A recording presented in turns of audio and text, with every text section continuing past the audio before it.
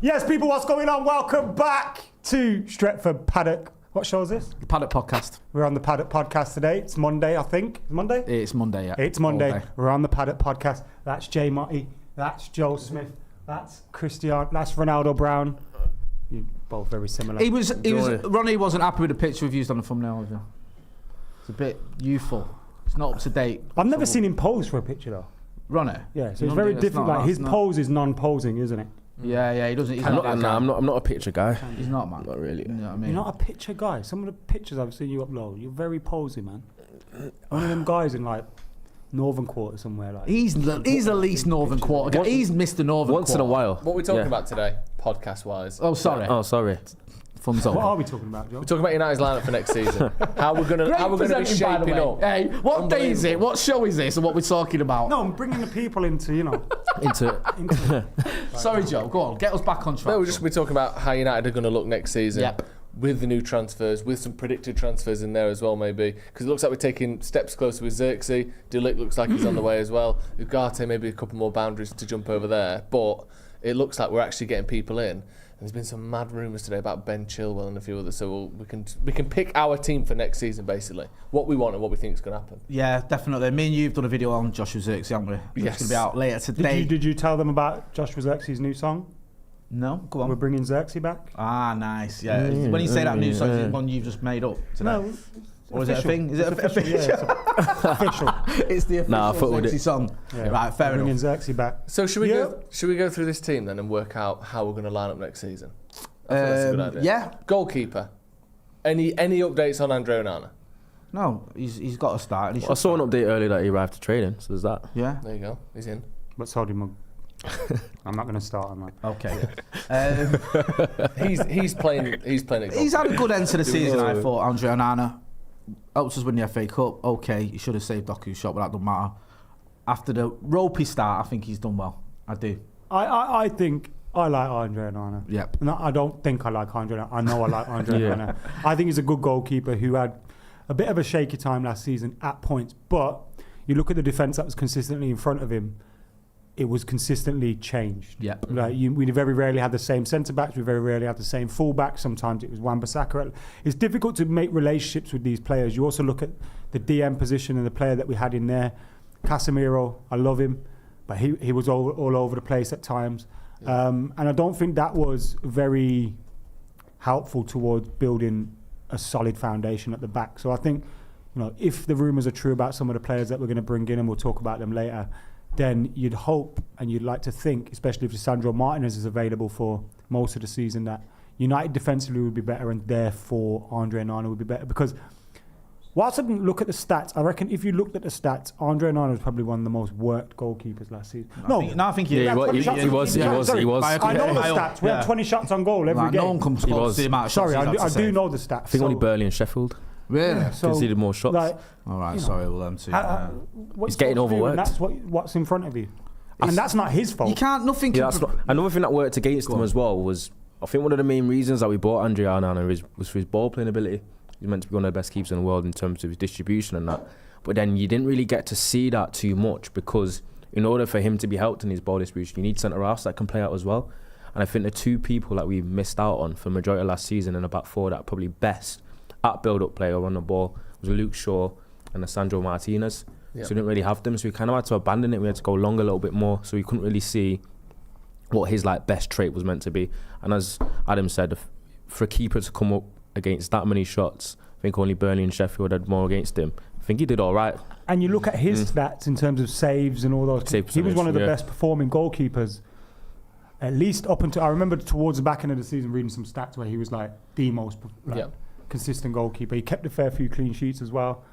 Yeah. I like Andre Onana. Nothing can prepare you for being a keeper at United as well. It's different than even if you come from Ajax and Inter, it's not the same. No. Different pressure, different expectation. Like you were saying about the defence, and at the end of it, he's ended up with a trophy. I think the kid's done well, and he's a character. And also, he cost 60 million, so we're not replacing him now, are we? No, he's not if you want to call him a problem at all, he's not enough of one. It would be madness for this manager to go, I've made a mistake here, get rid of him. No, and I think like you said, Ronnie, we haven't been able to see the best of him in terms of his sort of ball at the feet stuff, because the people who he should be playing out to have been injured almost all the season. Or not good enough to kind of do it. Yeah, exactly. But there still has been points where we have seen how he can benefit. Yeah, that Arsenal game I thought was a good example of that. Like we kept the ball in our half almost the whole game because we couldn't get it from our defence to our midfielders and attackers. But his passing and him as an outlet stopped that game being 2-3-0 down before half time, and we went in second half we looked a lot better. But I just think certain games where you rely on him, he can do it. He can sort of bail you out in certain situations. Moving into the defence then, right back, I think Dalot in it. It's still one of the easy ones. I like Diogo Dalot, but the one thing I want to chat to you lads about, I think Diogo Dalot is a tap-in. We don't really need to talk about that, innit? Everyone's happy with Diogo Dalot. I'm happy with that's not going to change. What do we do with Wan-Bissaka, man? Because I feel like he's someone that's constantly trying to improve himself. I feel like he is a good alternative to Diogo Dalot, especially when you come up against a winger like a Mohamed Salah, who is marked really well at times, and some of these tricky Jeremy Doku, etc. He's done really well with them. And the fee that we've rumoured to be getting for him, I know bringing in money is important, but you're hearing about 10 million, 15 million. Do we not keep, who are you bringing in to replace Wan-Bissaka that, unless you're bringing someone up from the academy, which I don't think anyone's kind of ready for that yet, you're not going to get them for 10, 15 million, are you? I'm couldn't be more against selling Wan-Bissaka for trying. I think it's idiotic. The one area where you think, okay, we've got options. You've got a first choice right back in Diogo Dalot, and you've got a backup who's also different in terms of, like you were saying, if you need someone to try and handle Jeremy Doku, which I thought he did a good job of in the final, or Mohamed Salah, he can do that. I don't think you need to mess with that. I don't think you need to change it. You look at that Carabao Cup final of him allowed to go back a year. Dalot gets a booking. Alan Saint-Maximum's tearing us a new one. And Aaron Wan-Bissaka comes on for that second half and just puts him in his pocket. He does a job for you. And like you saying, 10, 12 million. Plus, we've got so many other areas where we need players. Why mess with a position that don't need messing with? It just makes no sense to me. Just to sort of offer the other side a little bit. Okay. I do like Wan-Bissaka, and is this going to be a shit sandwich? Yeah. For the specific moments you've mentioned there of quick, tricky winger, Doku, Saint-Maximin, whoever, that kind of player. Even we saw what he did against Sterling against City. Wan-Bissaka is a brilliant outlet to bring on. But my only issue is, if Dalot's injured for 4 months, let's say he, does his hamstring or ligament injury or something, let's say he's out for an extended period of time, you have to play quite a substantially different way on that side with Wan-Bissaka than you do with Dalot. I think for 10 million, 12 million, 15 million, you can probably get someone who's more suited to replacing Dalot than someone like Aaron Wan-Bissaka. I think he's almost too much of a specialist. I was going to say he is a specialist, but I think that's why it's so hard to get rid of him, because Aaron Wan-Bissaka is not even just a specialist. He's probably the best at what he does in world football. Yeah. So it's like, I agree with that. So I think if you want two different fullbacks, you'd want them to be slightly different. Do you want two different fullbacks these days? Or do you want two fullbacks who can implement the system that the manager wants, regardless of which one's playing? Is he that bad? Is he that bad though, Joe? Like, when he beat City at home in the Premier League, he was getting forward. I don't think he's that bad. It wasn't like he was just, people were going praising him how good he was. I know he's not always like that, but he's got it in him. Yeah, I don't think he's that bad, and I don't think he's terrible. I think sometimes it's overstated how bad he is going forward. For me, not by you, in the opposition third, he's actually quite good. In and around the box, whipping crosses in is not bad. The thing that I worry with him is playing out from the edge of our box to the edge of theirs. That's the bit I worry about him. His 1-2s in possession, actually building up the pitches. He has the odd game where he's all right at that though. Yeah. Because his style seems to be so like herky-jerky and awkward on the ball sometimes. It feels like... Herky-jerky, I love that. Yeah. It feels like... Yeah, you can buy that in Walmart. It almost feels like he doesn't get tackled because of it. Right, do you know what I mean? I do. He's got that unpredictability on the balls. I just think as well, right, let's say you get rid of Aaron Wan-Bissaka for 12 million. You buy someone for 12 million. Yeah. I think that for me is a bigger gamble. Can we do a poll? Keep Wan-Bissaka because I just feel as well, like you could go out and you can get another Tyrone Malacia or whatever. Yeah. I know for the right hand side, and he might crumble. He might not be anywhere near what you need. And also, Dalot might not get injured, and then you've got Diogo Dalot. And when you need a specialist who can come on and defend for you, ain't got one because you sold him. I just don't see a lot of other clubs doing it the way that we're doing it like that. I know I'm obsessed. I know you're saying stylistically, it doesn't make sense. But in an ideal world, I think having both of those type of players is massive. Yeah, I honestly think if you haven't got Wan-Bissaka, I don't think you've got 2 trophies under Eric Ten Hag. I genuinely don't. And it's the money as well. If you get 35 million from him, that's fair. Perfect. But I'm here seeing 10 million and 15 no, million. I get it. For me, I get your points. It's an argument that you'll hear. It's on a knife edge for me. Yeah. I think I would understand if we got someone younger, unproven, but is very good on the ball, very good going forward, and is maybe a bit more sort of athletic, who can cover the yards, rather than someone whose best trait is sprinting back towards his own goal. I feel like we need a sort of mindset shift, maybe. But at the same time, I think he's a good player. I think there's a good balance between the 2 right backs. Yeah, I love that. So I wouldn't want to. Yeah, I do agree with Joe's point though. If Dalot isn't available for a long time, obviously touch wood he is. Stylistically, you got a big change, but we've coped. Yeah. Dalot's missed games where Wan-Bissaka's been right, but we've done well. And I think if you've got Martinez and you've got Matthijs, Ligt, or whoever, will be read. Well, in the comments, we've got 81% want to keep him. Can always put Anthony there. He's always happy to do a shit. He loves. Yeah, that's a great. He absolutely revels in that role. Get your thoughts in the comments as well, not just the I love when he goes. You seen that, lad? Just put me at fullback. My head fell off when he started whispering to Gabriel Jesus. I was raging. Probably saying to Jesus, this manager. I was like, I cannot believe what I am watching here now. A lot of people saying, let's spend money elsewhere. Keep Wan-Bissaka, says Valhun. Desert Storm says, let's put replacing Wan-Bissaka at like the 25th on our priorities. I could get it if like everything else was perfect and you're looking at your right back going, can we make a tweak, whatever. But we have got like 7 other positions we need to address first. But just back to this then, we are putting Diogo Dalot. I think Dalot's safely our first choice. Okay. I'm kind of jumping on Ronnie's bandwagon. Ronnie loves him, and he's. I love Dalot, but there's no reason why Wan-Bissaka can't make that position his own. It wasn't that long ago where there was a debate. I think he's a very good player, I think the debate's ended now, but I think Wan-Bissaka is brilliant. Let's move on to centre backs then, because this is one where we're definitely going to have changes. Because if we'd have done this 12 months ago, the starting back 2 is Martinez and Varane. Martinez and Johnny Evans. One of them isn't even at the club anymore. Should we start with Martinez? Do we all agree? Johnny Evans is still at the club. Okay. Do you think he should start over Martinez? You know, we should not over Martinez. We should ask Adam if we should keep Maguire. Hold on. Let's not derail this one yet. Wait. We'll get to that later. Don't start. We're having a nice conversation. Let's not wreck it. Right. You know, McCullough sits on the fence with Maguire. Go on. Martinez at left centre back. Can we all agree that is the most nailed on thing in the history of Manchester United? Settled. Pray to God, Eric, Jesus, Buddha, Allah, everyone. He stays fit. Yeah. Everyone. Jar. Yeah. Jar. Yeah. Before we move on to right centre back. Yeah.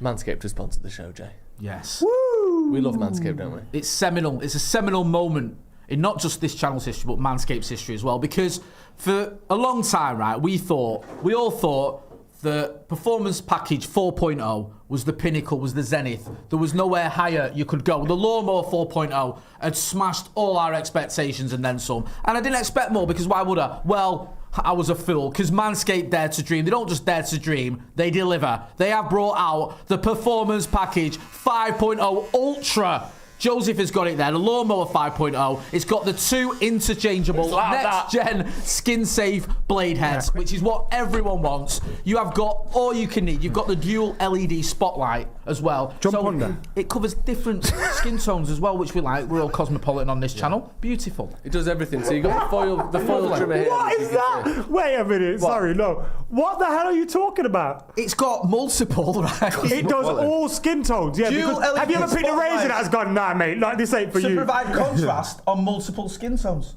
There you go. Yeah. No matter. You got a problem with that? What's your issue? There you go. We've got the foil trimmer here, which is the one that takes you right down to the... Right. So if you want to borrow mine when we're away, you can do. The hair textures can be different though. That's true. How's your anti-chafe anyway? She's doing all right, but now she's not chafing as much because she's got the old foil blade technology. What's this shit? Why are you nicking our jokes? Well, is he in your bezzy, is he? Well, I've got... Why don't you fuck off and do an advert for now? During the ad.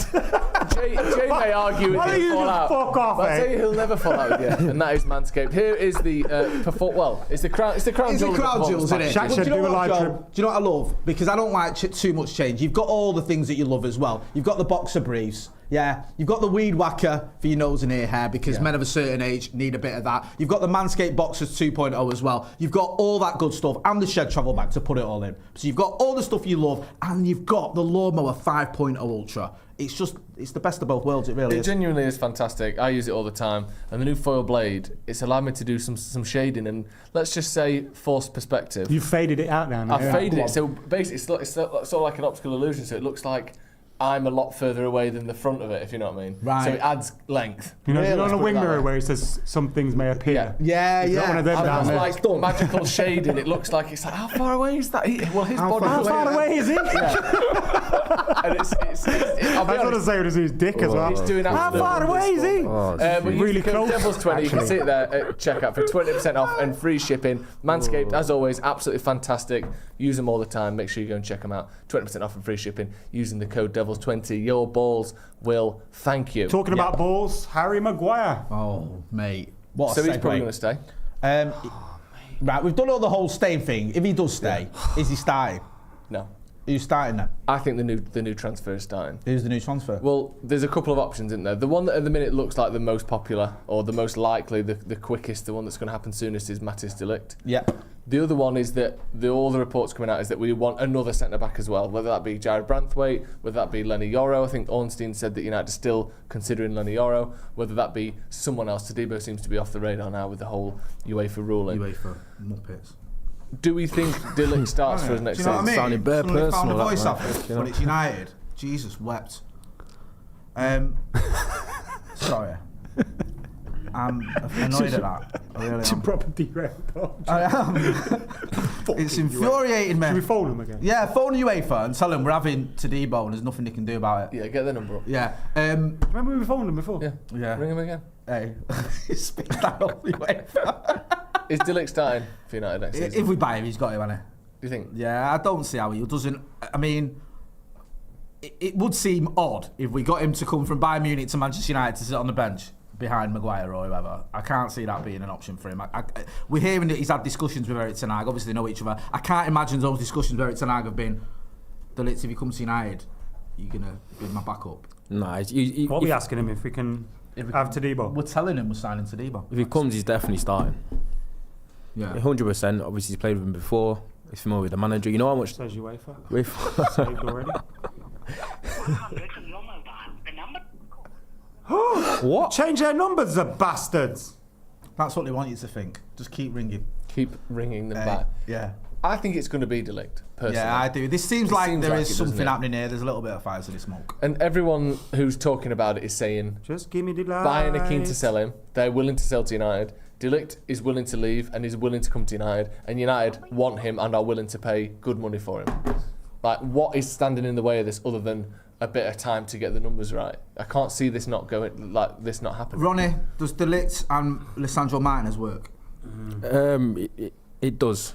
I think it does. I'm not sure. The thing is, I had reservations about whether it worked quite as well as Varane and Martinez, because I think Varane kind of defends the channels and covers a little bit better than De Ligt does. And if I'm honest, the Varane that I saw towards the end of the season, he's better than De Ligt. It's just more about the injuries, etc. And De Ligt's still young and could get even better.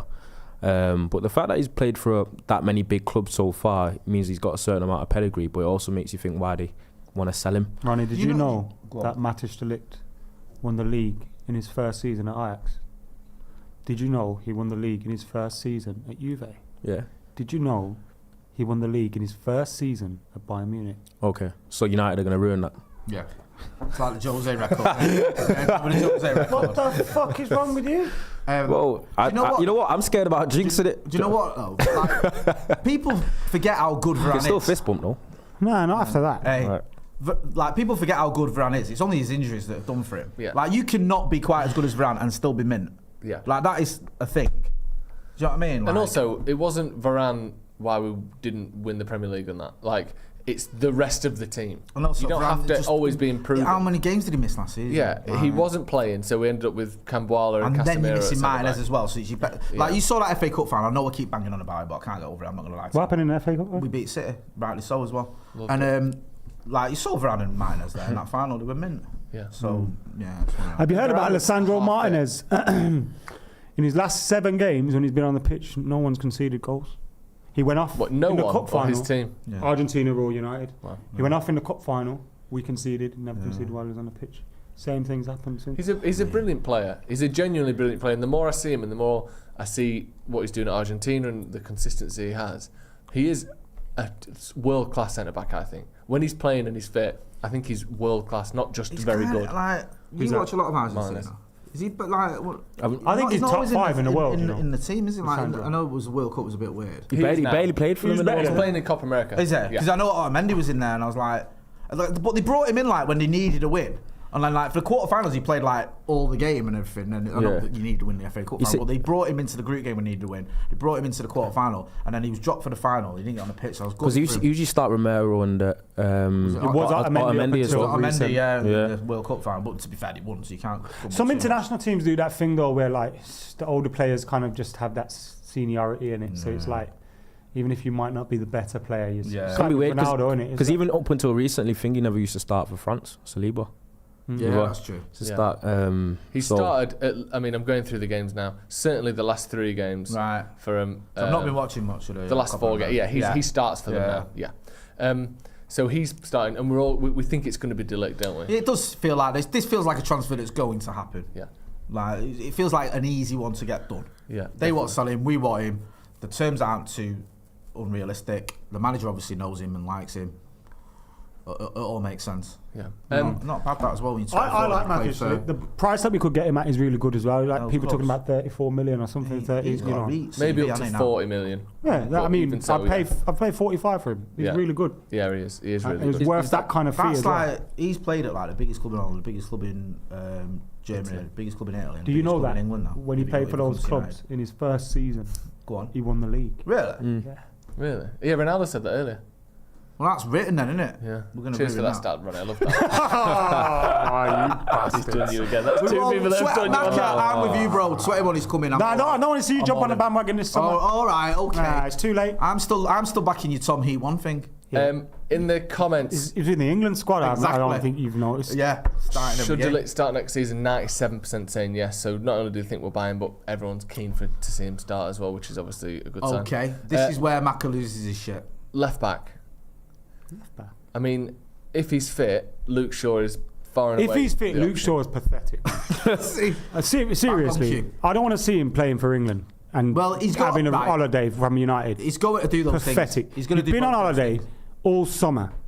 So as soon as this little Euros thing finishes, get your ass back to Carrington. I don't want to hear I'm going on holiday. I don't want to see you with Wayne Lineker in Old Beach. I don't even want to see you running about doing sprints in Dubai. Get fucked. Get to training. Fucking swanning about, having a little break all summer on our dime, by the way. Our dime. And if he gets injured for him, you see his contract, I'll just shred it. What's happened? I'm pissed off with people. Why is he fit for England all of a sudden? Well, he wasn't. He has waited till this quarter final to play 20 minutes. Joke, sudden. Yeah, so he goes away with England, and then what? He doesn't play a game. He plays 12 minutes, and now we've got no left back for fucking pre-season. If he comes back, we're paying your wages. If he comes back and he's fit, he starts. Yeah, that's the gist of this conversation. Yeah. If he's fit, he starts for Manchester United. Yeah. The question for me, big fucking if. The question for me isn't about Luke Shaw because I don't think he's going anywhere. It's whether Sam Malassi is going to be fit and back up again. If not, you need another left back. Because that's a weird situation. Because neither of them two got a great injury record, but Luke Shaw. Well, Malassi not only didn't play a minute, wasn't in a single squad last season. It's a shame. He vanished off the face of the earth at one point. It's sad to see. And it's an interesting one as well because he seemed to come in, and obviously I'm not giving him credit for what Rashford did last season, but he seemed to have a big presence in the dressing room. He was like on holiday with Rashford. You see him together all the time. He's obviously a likeable, friendly guy, and then all of a sudden he doesn't exist. Like obviously behind the scenes, he's still I think there was rumours that he'd gone and weird. Got his own surgeon or someone he knew to operate on, and it didn't work. And the club were like a bit. But knees and stuff as well are dangerous. I hope it's just not another Owen Hargreaves where. That's that. I'm not trying to be melodramatic. No, but it can be. Especially, I didn't massively rate him anyway. Did you not? No. I thought he served a purpose. He serves a purpose. He's a good backup. Yeah. He's not the level of Luke Shaw. I know Luke Shaw's. Do we need a left back then? Because all the reports you're hearing are striker, centre mid, couple of centre backs, and we'll worry about a right back. I think we need left back. I disagree. when the transfer window started, left back was mentioned as one of the main Well, ones. isn't this the thing now with Ben Chilwell you mentioned earlier? Was linked to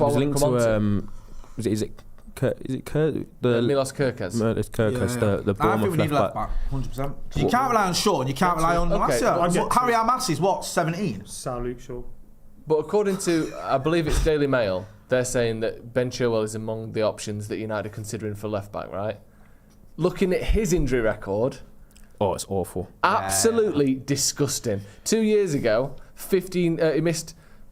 What is this? 3 years ago, he missed 45 games with a cruciate ligament tear. So we're talking about injury issues. He sounds ready-made for United. The year after, he missed 15 games, 5 games, and 23 games coming into this season, all with hamstring injuries. Then he missed 1 game just because of fitness, which I've never seen before. Ben Chilwell. Oh, why are we talking about him? Because he's been linked to United for the Daily Mail. I've literally just gone over this. By who? The Daily Mail! Oh. No, it's don't even believe the date on the Daily Mail. To be fair, Sammy Motbell, he's all right. He's all right for transfers, to be fair. And knee problems, fitness, hamstring, cruciate ligament tear. He's just Luke Shaw, isn't it? That's what I'm saying. He's Luke Shaw, but when he's fit, he's not as good. I think last 3 seasons, he's missed 90 games or something. That's an achievement, that. That's impressive. That's amazing. Yeah. We've only had 90 games in the last 3 seasons. He's missed more games than there's been. Hey, how's he managed that? 85 games and he's missed 90 of them. So amazing. Yeah. But firstly, on this specific deal, Ben Chilwell, do we fancy it? And secondly, what does this say about the fact United are going for left back? I thought the links were viable because Chelsea have just signed that Ronaldo Vega. Yeah. That left back. And are you saying like he's going? Yeah, looks like straight start base for 40 million euros. They've got Cucurella's also ahead of him. Colwell's probably ahead of him as well in left back role. So I think they do want to get rid of him. See, when you say it like that, that's massively worrying. If they're trying to get rid of him, don't choice. Yeah. If you want to hold on to him, maybe you buy him. We've so far looked like we made that mistake already, innit? And also, the other thing to remember is, just because you're a backup, don't mean you never get injured. Like, look at Malacia, look at Martial, look at some of the centre-back options we've had. Like, no offence to Martial, but why are you bringing him up? It's not like, oh, he'll be all right because he's not playing every week. Luke Shaw's fit. Looks at you, no offence to Martial. You've got to have someone who's fit. Yeah. But just because you're a backup doesn't mean you're not going to get injured ever. Like, that worries me massively if it's Ben Chilwell. We should. I know. Just stop buying Tories, man. Yeah, he's more Surrey boy. Do you know what I mean? Like, let's not get another Tory. No, let's not. Do you know what I mean? It's from Milton Keynes. Mate, come on. Yeah, he loves it. He's fuming about it. He's so Tory, he voted for Keir Starmer. I hate that bastard. Who's the bigger fraud, him or Southgate? Both of them are the same, innit? Both of them are massive frauds, man. I'm sorry, that's my fault. I'm saying anymore. I'm sorry. I hate Keir Starmer. Move on quickly before we just... Labour's dead. So we're saying Luke Shaw at left back then, but with the option that... We need to buy someone. We need someone else. Not Ben Chilwell, but someone better. You think they're coming in as a backup, or do you reckon that they could come in to start? They're coming in... You know what they'll do, right? They're coming in... Every year we do this with Luke Shaw. They're coming in to motivate Luke Shaw to play better. Whether it's Alex Telles, whether it's Brandon Williams, whether it's Tyrell Malacia, it's like Luke Shaw's fallen off a cliff. Someone's coming in, they take his place, and all of a sudden he's the best left back in the world. You just need a video of Mourinho calling him a fat bastard. Yeah, it's like... You know how Arteta put the speakers on? Yeah. You'll never walk around. Like, honestly, it's like every season we have the same thing. It's like at a zoo when one of the zookeepers goes into the panda enclosure dressed as a male. So that the 2 other pandas actually have sex for once, innit? Because you've got to make him think there's a new male in town. We're just buying distractions for Luke Shaw. Oh shit, there's another left back here. I'll start playing really well. Performing now. Yeah. I don't want this person pretending to be a left back to take my spot. We'll have to find out. Moving to central midfield. Yeah, don't want to see him on holiday. I do want to see him dressed up as a panda though. Yeah. Obviously. I don't want to see him on holiday. Set, safe, sorted. Mainu in one of those spots. Build the team around him. Give him number 10. Give him the keys to the city. In fact, take number 7 off Mason Mount and give it him. Listen, I'd be down with that. Mason, you had a word. You said something about Mason Mount not long ago. He's going to have a fucking great season. I hope he does. Watch. I agree. Watch. So watch this space. Where's he going to play? Player of the year when we win 21. Where's he going to play though? Well, wherever he wants. On the bench. We need to come into that now. On the bench is what about to start. So assuming we're... Because he ain't started. Yeah. Assuming we're going for a 4-3-3 here. Yeah. Or something to that effect. 4-2-3-1, whatever you want to call it. Next to Kobe Mainu, who are we saying? We've been linked with Ugarte, or Ugarte, depending on how you want to pronounce it. Ugarte. He seems like the most sort of concrete link we've had so far. Ugarte. Yeah. Ugarte. Do we like him? Do we think he'll start? Does he work next to Manu? I'm not gonna lie to you, it does look like something that is likely to happen because we haven't been linked to another midfielder apart from him in the past couple of weeks. So it looks like Ineos have narrowed down on him. People have been watching him recently in the Copa America where he's looked decent, but as this whole single pivot number 6, I don't think that's the player he is anyway. I think he's more of a Kante type where he's more of a roaming 8 that likes to press forward. So I'm not sure he's the type of player where he's gonna come in and be like this Rodri or Declan Rice at all. I think there's gonna have to be some sort of dynamic change in midfield. Is the hope not really that playing Lisandro Martinez, playing these guys that you're a bit further up the field, therefore you're not always gonna have someone sitting on their toes, right? Because that's the hope that when you get possessed, obviously in defence you need someone filling that gap. But when we're on the ball, you'd like to think he can take the ball, he can progress with it, and Ligt can progress with it. Yeah. So therefore, they kind of become 8s anyway when we're in possession. Yeah, maybe because I think we're going to need to rely on Bruno and Manu in midfield anyway because Ugarte is he's not a ball progressor also, at all. With how we're lacking a right winger, I think the start of the season, we could see Cobby the 6, Mason Mount and Bruno out there.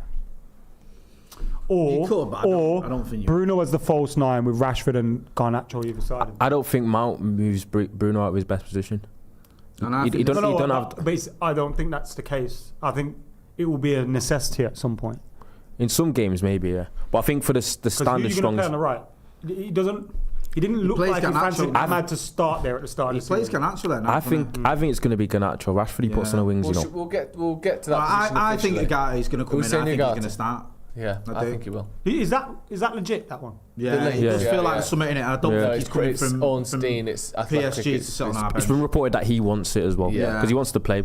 I genuinely think that, again, it's one of them. You never know. Anything can twist and turn at any point. But as it stands, that seems very likely. But people think that he's just like a single pivot number 6 just because he defends really well and he's aggressive and he tackles, intercepts a lot.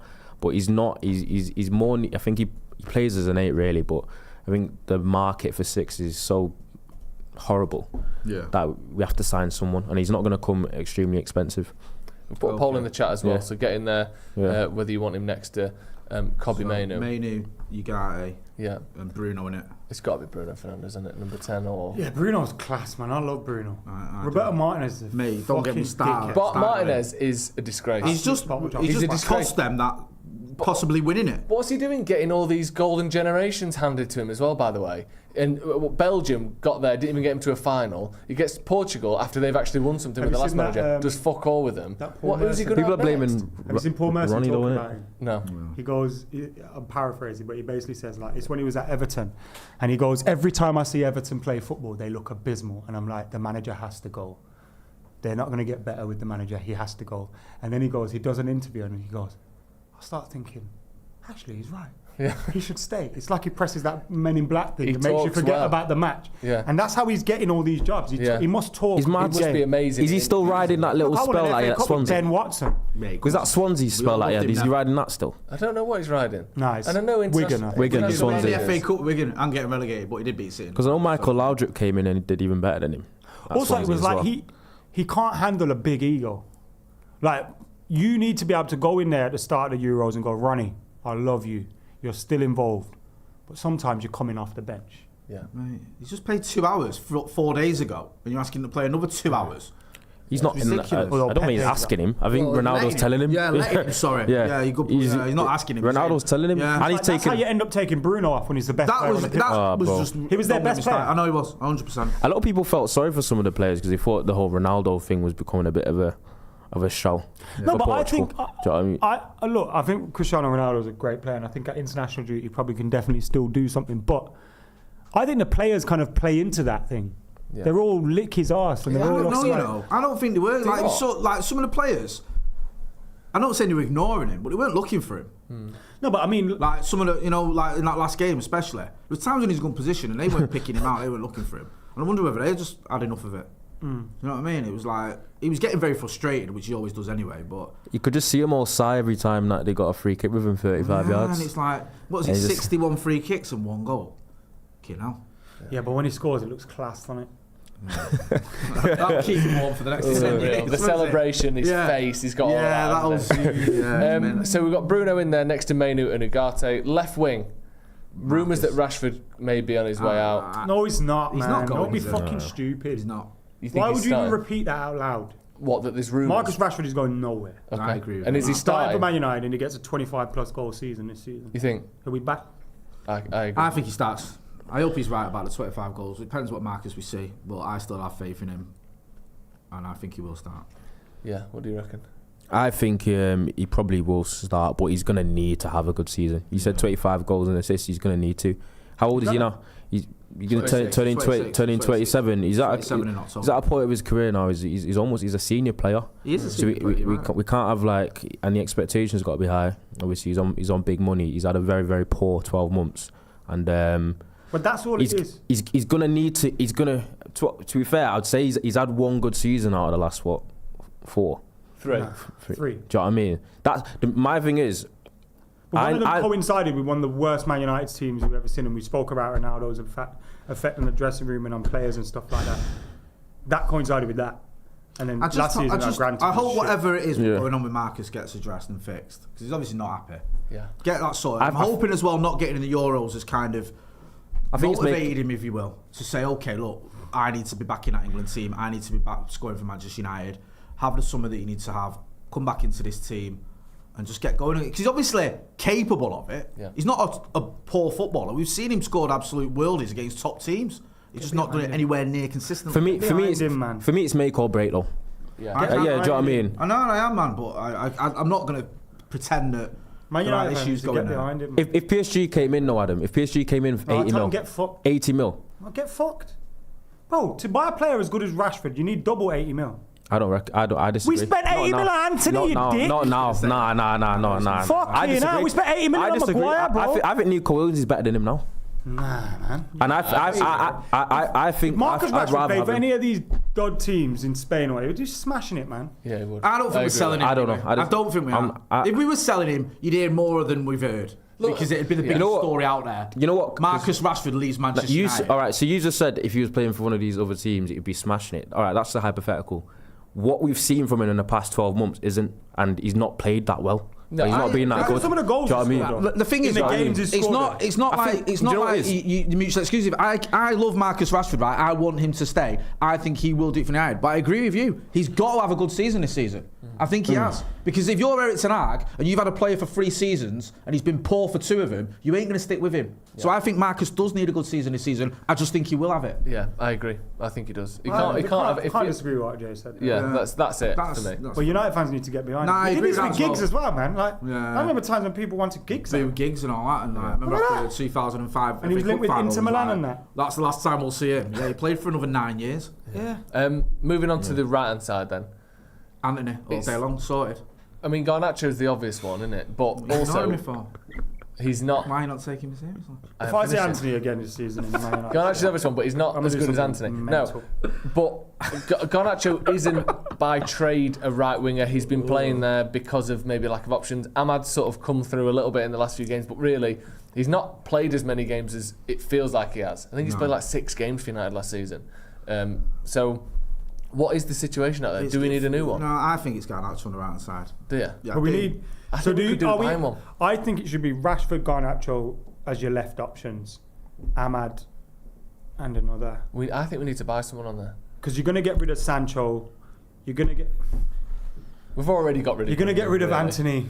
And you're going to get rid of Greenwood. Are you getting rid of Anthony? I said this the other day, Macca, and I'm not saying he shouldn't go. He should. I don't think anyone wants him. We shouldn't even have this issue, man. I don't think anyone is coming in for Anthony. This is what annoys me. Be that guy. We shouldn't even be fucking fanning around in the market for genuinely. Anthony things annoys me because we've gone into 2 transfer windows, 2 summers in a row, needing a right winger, and then we've spent 150 million on Sancho and Anthony, and then you go into the next window saying, "Oh shit, we need another right winger again." After you've spent that much. And then the player's actually that's better than both of them is there, but he's a massive fucking wronger. No, he's going. Oh yeah, he's going anyway. No, I know. I'm also, but he's like had him. He's not been in the squad putting in bad performances for 2.5 years. So we're almost we've already kind of moved on. No, I know that we've already moved on. Yeah. But the fact, like he just said, we spent 150 million on 2 right wingers. We should never have been in that scenario in the first place. But I mean, for me, I think we need to sign a right winger. And there was reports when early on in the season, Rodrigo was mentioned and then quickly sort of dismissed. But that was a name that we heard. There's obviously, I know Zirkzee isn't a right winger, but could he play out on the right? Mason Mount. I was going to say, could Mason Mount play out on there? the right? But you know what we're going to do there? Because if Garnacho's I think a left it would winger, be Garnacho and Rashford. Ahmad's a replacement there. If Garnacho's needed on the left, you bring Garnacho. Do you know I prefer Garnacho on the right anyway? I think when he's on the left, he tries to shoot all the time. Yeah. And at least on the right, he doesn't all the time. That's true. I think it kind of forces him into. What about Pellistri? I think he's done, bro. Yeah, I like Facundo Pellistri, but I don't think he's at the level we hoped he would be. I'd want Garnacho. Is he at the level to be a backup? No, because I think we almost have to say, if you're not good enough to start, you can't be a backup. If that makes any sense. Backups should be almost as good as and I like the not kid, like a big drop off. We've not seen any real kicking on this. It is mad because you're looking at our winger positions and there's no one that's like. So you got Rashford there, is the only kind of fully experienced one. He's had great seasons. Do you know what I mean? Like, and then there's still like question marks. And overnight you've got like Anthony, jury's out. Ahmad's a youngster, but he offers something different. I thought he looked really good last season. You've got Garnacho, who's still young, and he got how many games in a row did he play? Something like 38. I don't want that to happen. I don't want that to happen again. Right. I feel like he needs to be managed better than that. There could be a thing there with Garnacho and Diallo. To be fair. If Diallo started a few games and was given a fair crack of it, I wouldn't be against that because he's looked decent when he's played. Did it ever strike you that the manager fancied him though? No. It felt like he was almost forced into it. Unless him staying means that he does fancy him, but it didn't feel like... I felt sorry for Diallo. Well, like the FA Cup semi-final when he came on and then he was moved into midfield after 2 minutes. And unless it was like a thing where the manager was just giving Anthony the rope. I don't want to say... I know. I also get demonetised, but you know what I mean. I think it's just football politics as well. If you're signing, you have to give him time. And the money we paid for him, you feel like you've got to play him. 80 million. That's the problem. You're dropping him for a kid you inherited. It's not great, is it? No. We spent 40 million on him, no? Nah, well, that was him, was it? We did spend 40 on Ahmad, didn't it? Yeah, but it weren't Tanag. It's not like. Do you know what I mean? You don't have but we did. I get your point. Yeah, we did. Up to 37 million, I think we've had on. We've got a poll in the comments. Who should we play at right wing, Ahmad or Garnacho? We'll come back to that in a minute. We're going to go through some super chats quickly. Miguel Gallegos says, happy to see Adam on the channel. Feels like we don't see him as much anymore. That's a shame, isn't it? The Euros have had me by the bollocks. I hate the Euros. I can't wait for them to be over, man. And I hope England don't win it. I think it's foregone conclusion because of Bellingham. It's a shame, isn't it? I think, really? Yeah, man. There's vibes just taking us over. It's some serious Illuminati shit with Bellingham. People are going to try telling me Southgate's class and all. Oh, fuck off. He's dog shit, man. Can two things be true? Southgate isn't the best manager in the world, but he's doing a good job with England. No, he's not. He is. He's not. He is. You've played Slovenia, Slovakia, Serbia, Denmark. Don't care. And who's the other twat? You don't care about the context. One game. I don't know. One game. If we win the Euros, I don't care whether we have to play fucking Eastwood Town. One game. All I care is that they've won it. You make me sick. All right. I don't care. I don't care who England played to win it. Does it feel a bit more exciting if you beat France, Spain, and Portugal on the way? Yes. If you're holding that trophy, it doesn't matter who you beat. No, it just doesn't. Adam, you are English, mate. I'm not that. I'm Irish. I'm not that and bothered. Indian. Garlic Breadman says, "What's your favourite condiment?" And you're not allowed to say ketchup. Oh, Frank's chili mayo. Oh, chili mayo is good. There'll be a chili mayo. Salt. Salad chili mayo, boss. What favourite condiment? It's not a condiment. Well, all right. Mayo. It's a mineral. Did you say salt? Yeah, salt's mint. That's why you like fucking Southgate. Can I say ranch? Yeah. What? But that's why I like Southgate. Salt Never in my life have I Who wants uttered salt the as words, a condiment? I like Gareth Southgate. Just making shit up. Wow. Parag says still salt. You thought Sven-Goran Eriksson was a good manager. Even telling me the guy that took off Wayne Rooney for MLS was a good manager. Parag, sort of nonsense the is number 7 jersey is jinxed. Don't want Cobby to wear it. Don't want anyone else to wear it either. Roy Keane nearly had it, didn't he? If we retired it. Did you watch Roy Keane stick to football? Which one? The Roy Keane. The one where it was him being interviewed, basically. Okay. He was like, he got offered that and he was... No, I thought you meant the one where they were walking around. Beckham cared about him more and all that. He's dead, that number, anyway. He's been killed. Yeah. Raf22 said, goals for Ole Gunnar Solskjaer and JM, who's that? In the third Jose Mourinho.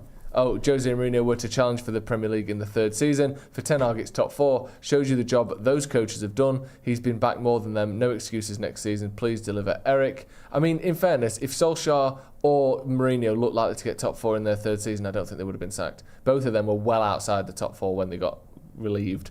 Glenn F, who's been remembered for 40 months. Cheers very much, Glenn. He says, why does anyone have any hate on Marcus? The man deserves nothing but respect on his name. I'm with Adam 100%. He needs Shaw or a good left back for his best game. I agree with Glenn Fletcher in as well. Yes. Or Glenn Fiddich, one of them. Nice. And then finally then, and this is a split one. Don't immigrate to a country then hate it. Fuck you, man. What? Don't colonise my place.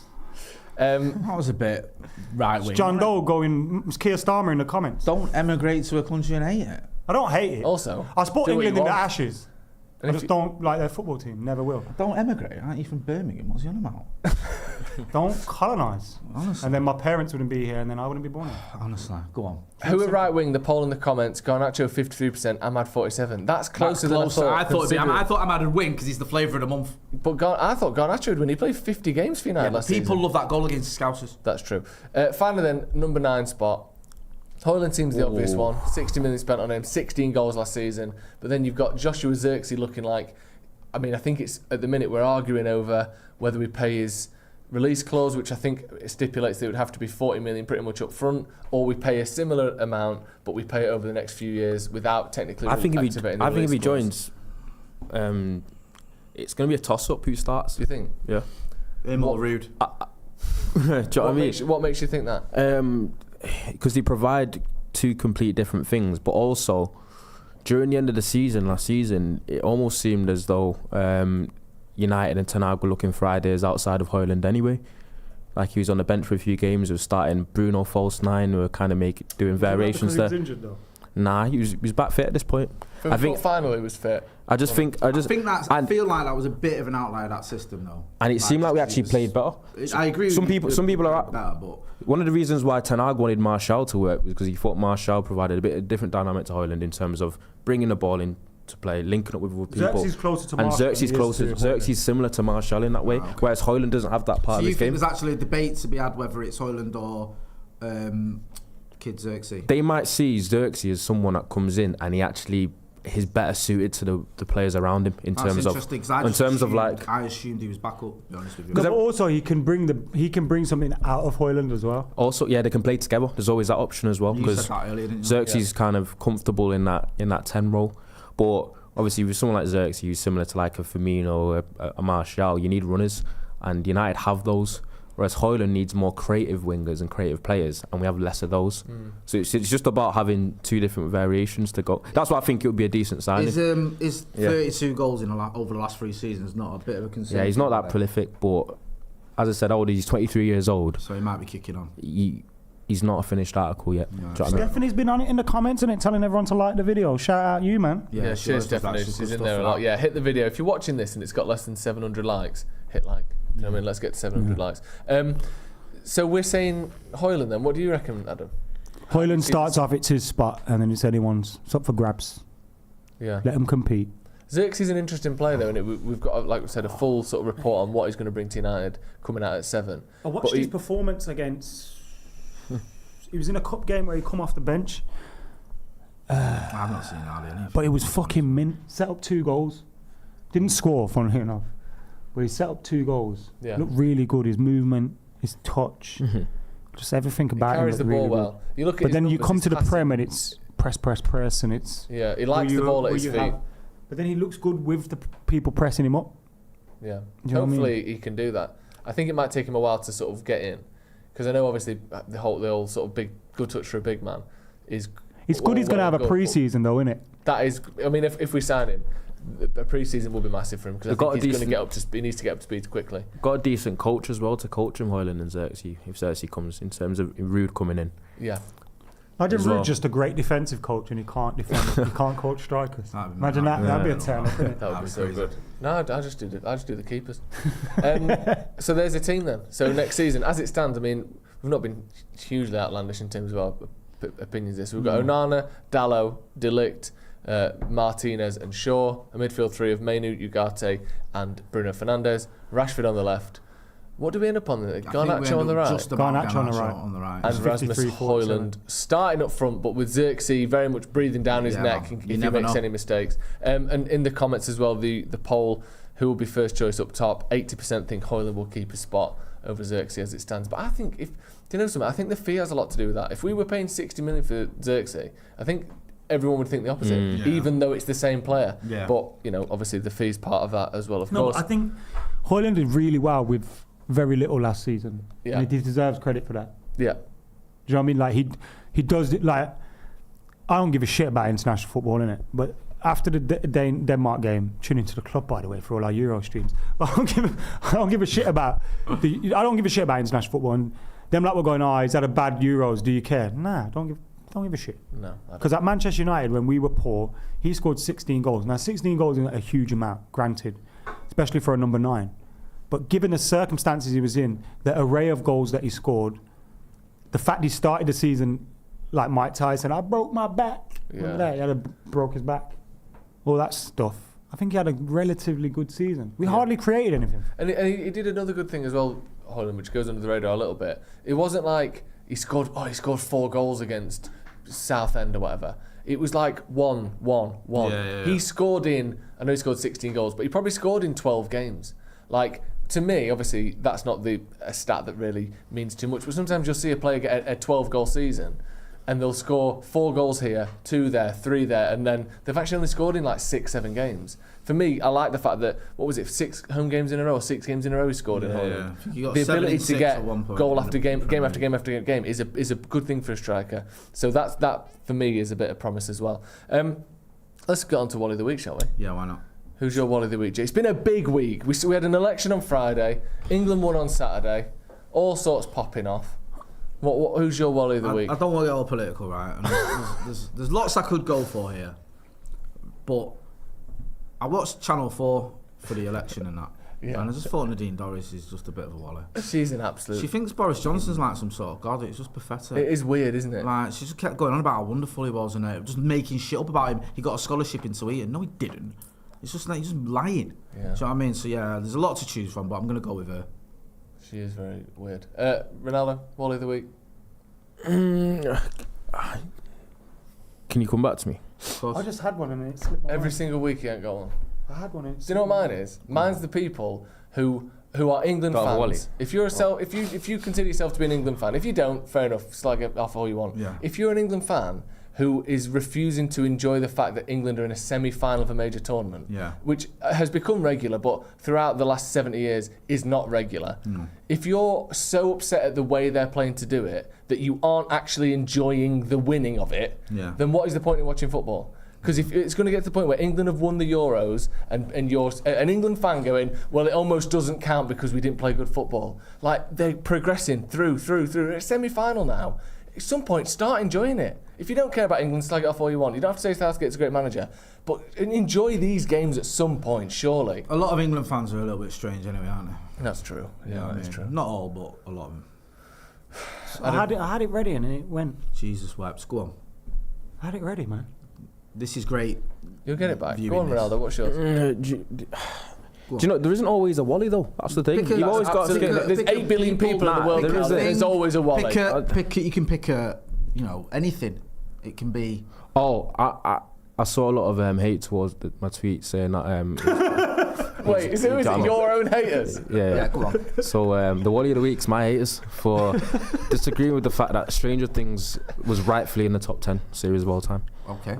That's so good. Yeah, that Wally list was bollocks, by the way. Haters. Yeah, that list. Yeah, Don't get me started. Anti-Italian discrimination. Like, Fucking disgraceful. So what they're talking about is this ranking the best TV show of all time list, where it's kind of curated and aggregated. IMDb, Rotten Tomatoes, together. Metacritic, this.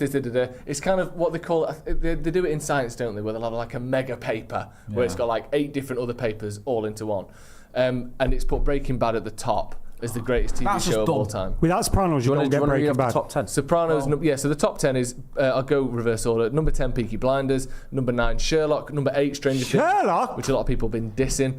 Number 7 is Better Call Saul. Number 6 is The Wire. Number 5, Band of Brothers. Number 4 is Sopranos. Number 3, just one series. Number 3 is Chernobyl. That was very good, to be fair. It is an incredible series, but only one. And number 2, Game of Thrones, and like we said before, number 1. If Chernobyl's that high, Sopranos and Wire should be 1 and 2. Yeah, they should. He's right. That's the only debate. if Chernobyl's that high for one series, Where's Phoenix Knights? for one season, then Thingy should be up there then. That's True Detective's first season. But the problem is there are more. There's 4 seasons of True Detective. Who's your Wally of the week, Adam? Come on. I had it and it's gone, man. It's gone. It's gone. Is it your own brain for forgetting? Yeah. Well, we've got a couple of super chats so you can try and remember. Clayton M says, hypothetically, only 5 players are allowed in the United Hall of Fame. Who's your 5? Only 5 are allowed in the Hall Let's of Fame. start easy. Bobby Charlton's in. No question. What is it? What's the question? You only allow 5 players in the Man United Hall of Fame. So Bobby Charlton, for Ryan sure. Giggs. Players, so no managers. Well, let's just say players. Brian Robson, Roy Keane, both in there. Cantona. Do you think? Cantona's right. But then you're leaving out. Beckham's got. You're leaving out Beckham. You're leaving out Rooney. You're leaving out Scholes, Neville. Yeah. You're leaving Look, out Bobby Nobby Charlton Styles. has to be there, innit? Who has to Charlton be there? has to be Let's there. say who has to be there. Bobby Charlton has to be there. Right, well, everyone's got one. It feels like Wayne Rooney has to be there because he's got a record. Everyone's got one. Who's your one that you're having no matter what? Well, we can Bobby Charlton and let's Ryan do Giggs this. have to be so there. let's say Bobby Charlton, we all agree is in there. Then there's 4 of us to pick the other 4. Okay. So mine's Brian Robson. Yours is Brian Robson. That's my gotta be in there. I mean, how can you leave out George Best? See, no, look, Dennis lads, Law. there's 3 spots. Bobby Charlton and Ryan Giggs have to be in there. They have to be. Yeah, Giggs has to be in there. Giggs and Charlton have to be. There's no ifs, buts, or maybes. And then there's a possibility that Rooney has to be there as the record goal I was scorer. going to say Rooney. And Rooney's also And he's the won only every person trophy. in the Premier League history who's got 200 goals and 100 assists. He's the only person who's done that. So he is an incredible player. Possible and that he's got the Rooney top has to be scorer. in there. Okay, you can but have Rooney I and can Giggs. understand why people wouldn't. But Giggs and Bobby Charlton have to be there. Right, Giggs, Bobby Charlton, Rooney, Okay. Brian Cantona. Robson, and Cantona. So no Gary Neville, No no Scholes. Nobby Styles, You no could take George Rooney Best, out for Scholes. no Dennis Law. No, well, not in the way we're doing it. No. It's difficult to get 5 in. You're putting for some of these players, you're putting longevity over ability. Like Jed George Best is probably says arguably the greatest player that's ever played. Charlton, for us. Best, Giggs, Rooney, Robson. You can't. That There's kind no of... wrong There's answer about there, is 5 there? different permutations that you can't really argue with. No. If you want to put Scholes and Neville in, I get it. If you want to put Nobby Styles and George Best in, I get it. If someone's coming at me with Duncan Edwards, I'm not going to go, you're wrong. Yeah. Do you know what I mean? Someone older who watched Ryan Giggs has to be there, though, man. I'm not going to argue with that. And Bobby Charlton has to be there. Charlton's just no. Ruud van unquestionable. Nistelrooy's got to be in there. Charlton Andy is Cole as well. untouchable. Don't talk shit. Who's your Wally of the week, Adam? Keir Starmer. Love it. Right, that's going to be all from us. Thank you very much Dennis for tuning Irwin in. as well has got to be in there. You can't Well, ignore exactly. Dennis Irwin. And To be ETH said fair. it should Giggs be is tier 2. Are you mental? Giggs Garnacho, is tier 1. Hoyland and Ahmad. That's mental, you know. Adam's going to Giggs should have a statue outside as well. He will do at some point. Thank you very much for joining us. This has been the Paddock Podcast. We'll see you in a bit.